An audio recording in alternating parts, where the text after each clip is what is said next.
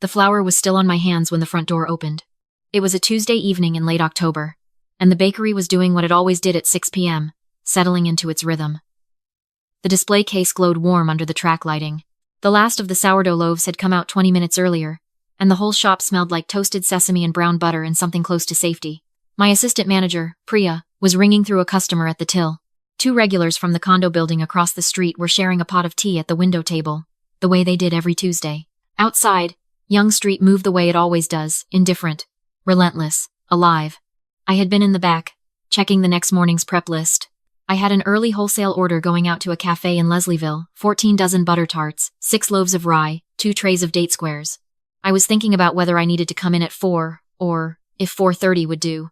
I was not thinking about my mother. I had not thought about my mother in a very long time, and I had worked hard to keep it that way. Then Priya appeared in the doorway between the kitchen and the front, and the look on her face made me set down my clipboard. "There are some people asking for you," she said quietly. "They say they're family." I knew before I walked through that door. I don't know how to explain it except to say that the body remembers things the mind tries to bury. My stomach dropped the way it used to when I was 17 and heard the front door of the house open after midnight, knowing what kind of mood would be walking through it. I wiped my hands on my apron. I went out front. My mother was standing near the display case with her coat still buttoned.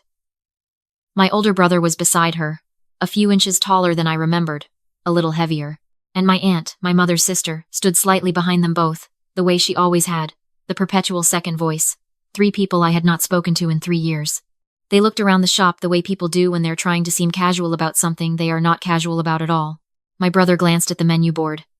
My aunt picked up a small sign from the counter that said, "Today's special," and put it back down. My mother looked directly at me. "You look well," she said. I did not say anything. "We should talk," she said. Privately. I looked at Priya. She gave me a small nod. She would hold things together out front. I led the 3 of them to the small table in the back corner, the one I kept for meetings with my wholesale accounts. I did not offer them coffee. I pulled out a chair for myself and sat down and waited. My mother folded her hands on the table. "Your brother needs help," she said. "Let me go back." I grew up in Mississauga, in a semi-detached house on a street where everyone knew everyone and nobody said anything out loud. My father left when I was 9. My mother raised my brother and me on her own, working reception at a dental office, and for a long time I admired her for it. She was not warm, exactly, but she was consistent, and I mistook consistency for love for most of my childhood. My brother is 4 years older than me. He was always the one who got the benefit of the doubt, my mother's first, her boy, the one she worried about in a way she seemed to think was different from how she worried about me. When he dropped out of college after 1 semester, she called it finding himself. When I told her at 22 that I wanted to open a bakery, she told me it was impractical, and asked if I had considered something more stable. I had been baking since I was 12. It was the one thing in that house that was entirely mine. The quiet of it, the precision, the way you could follow a process, and get a result that made sense. My mother called it a hobby. I called it a plan. I spent 3 years working in other people's kitchens. I staged at a pastry counter in Kensington Market for almost nothing. I took a second job waitressing on weekends, and saved everything I could. I applied for a small business loan through BDC, the Business Development Bank of Canada, put together a full business plan, projected my cash flow to the dollar, and got approved for $60,000. I found a space on Yonge, signed a 5-year lease, and spent 4 months renovating it mostly by hand with 2 friends who knew how to tile and wire and drywall. I opened the bakery 3 years ago, 2 weeks before my 28th birthday.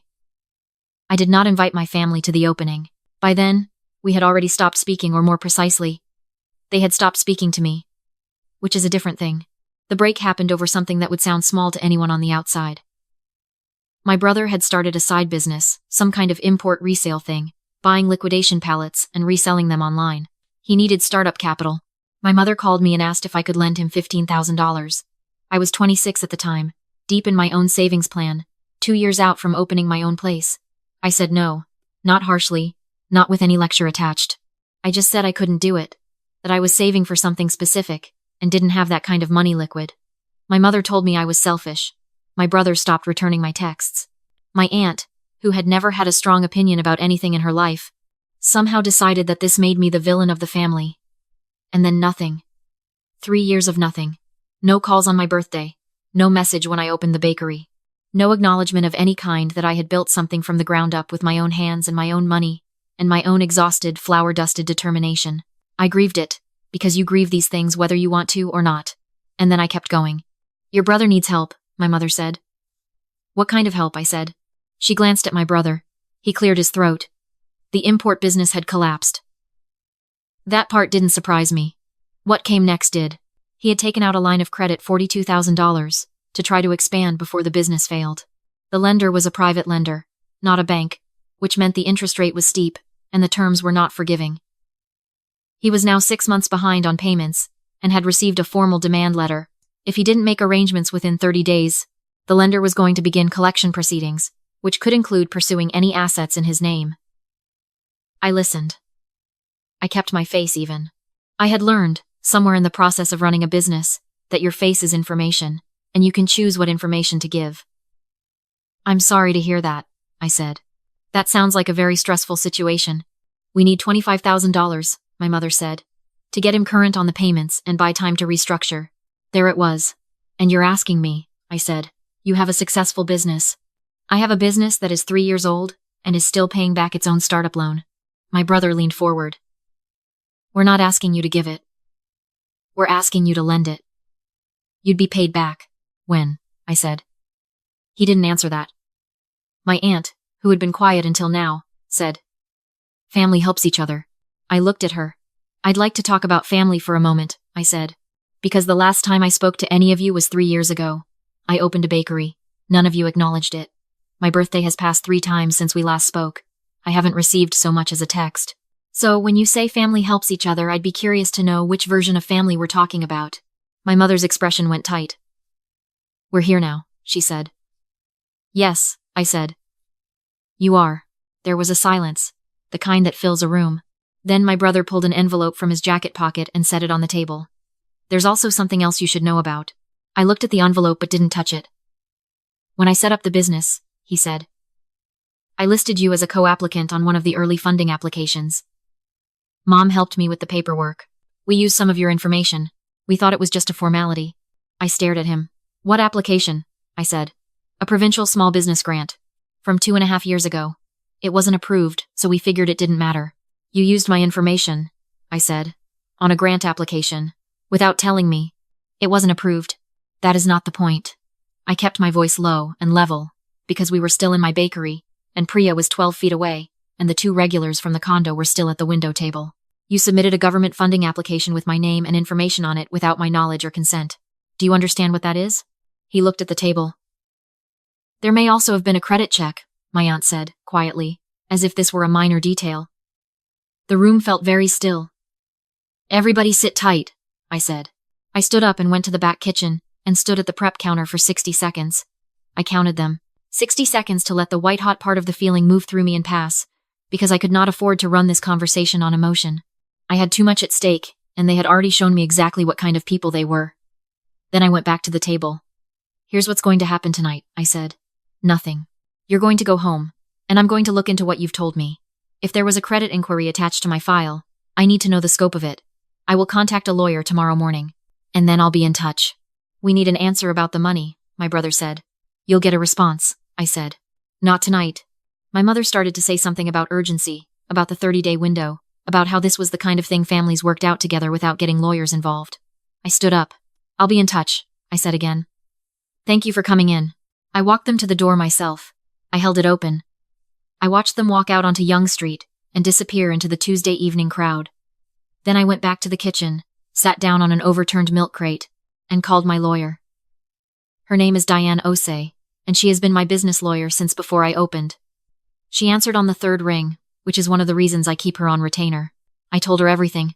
She asked me to pull my credit report from Equifax as soon as possible, and to forward her any documentation my brother had left. I told her he'd left an envelope.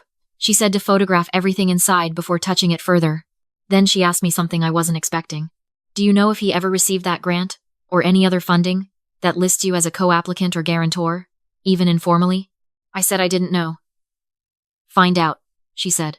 Because if there's a paper trail with your name attached to any approved funding or any debt instrument, we need to know the full picture before you respond to them at all.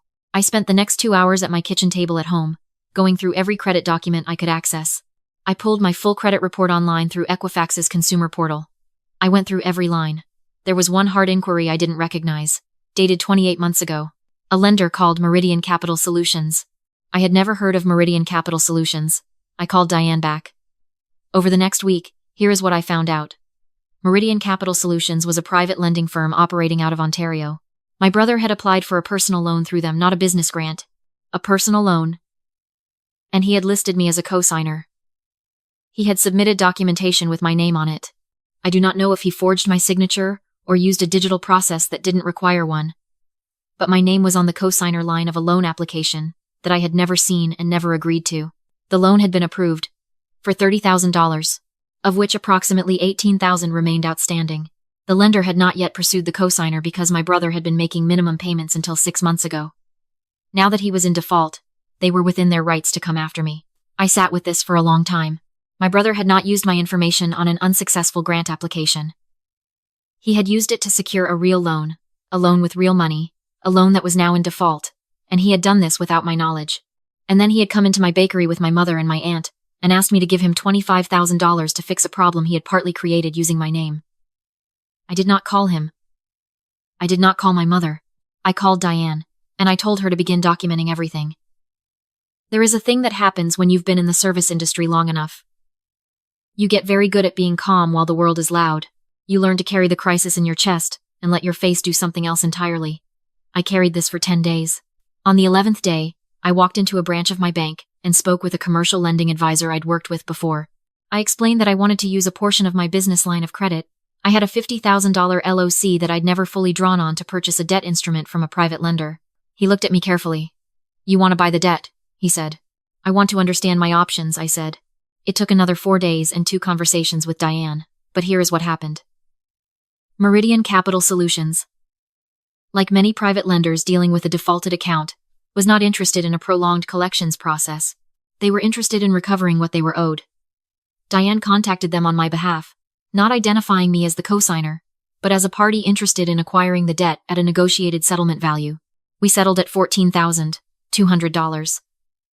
I was now the holder of my brother's debt. Diane drafted a formal demand letter, legal, documented, outlining the full balance owed, the original loan terms, the interest accrued, and the name of the new creditor, me. My brother called 3 days later. He said they had received a letter from a law firm and didn't understand it. I told him I'd be happy to explain. I asked if he and my mother could come to the bakery. I said I had something to show them. They arrived on a Thursday at noon, when the morning rush was over and the afternoon was quiet. Priya was restocking the display case. The shop smelled like cardamom and vanilla. I brought them to the same corner table. This time I put a folder on it before I sat down. My mother looked at the... What is that?" she said. "That's what I wanted to talk about," I said. I waited until they were settled. I did not rush any of this. "I looked into what you told me," I said, "about the business collapse and the lender.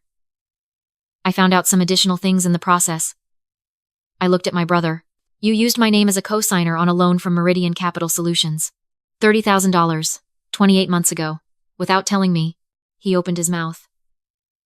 "I'm not asking," I said. "I'm telling you what I found. Diane, my lawyer, has the documentation. There was a hard credit inquiry on my file that I didn't authorize. My name is on a loan instrument that I didn't sign." My mother's face had gone very still. "I had 2 choices," I continued. "I could pursue this as fraud. Unauthorized use of personal information to obtain credit is taken seriously in Ontario, and there's a paper trail. Or I could take a different approach." I opened the folder. I slid the document across the table. It took my brother a moment to understand what he was reading. I watched the moment it landed, the way his eyes went back to the top of the page and started again. "You bought it," he said. "I acquired the debt, yes. At settlement value. $14,200. "You?" He looked up. "Why would you do that?" "Because the alternative was letting a private lender come after me as your co-signer for a loan I didn't know I was on. This was the cleanest way to resolve my legal exposure." I kept my voice even. "But it does mean that you now owe me $14,200. Formally. Documented. With interest terms outlined on page 2. My mother said, "This isn't what family does."